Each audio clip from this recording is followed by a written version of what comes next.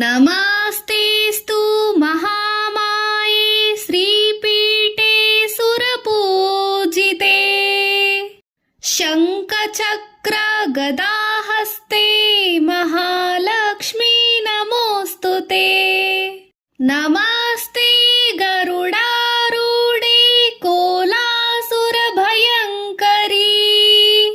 सर्वपापहरे देवी महालक्ष्मी नमोऽस्तुते।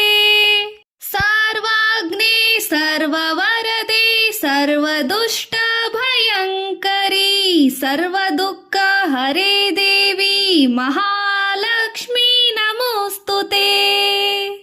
सिद्धि बुद्धि प्रदे देवी भुक्ति मुक्ति प्रदायिनी मंत्रमूर्ते सदा देवी महालक्ष्मी नमोऽस्तुते।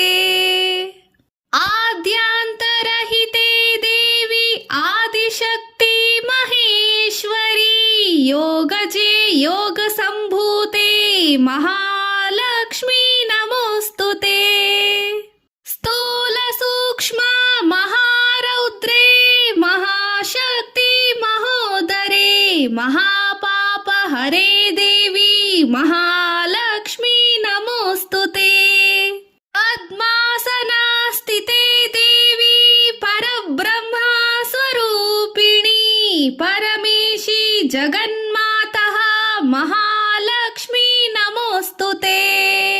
श्वेतांबरधरे देवी नानालङ्कारभूषिते जगत्स्थिते जगन्मातः महालक्ष्मी नमोऽस्तुते। महालक्ष्मी अष्टकं स्तोत्रं यः पठेत् भक्तिमान् नरः सर्वसिद्धिमवाप्नोति राज्यं प्राप्नोति सर्वदा।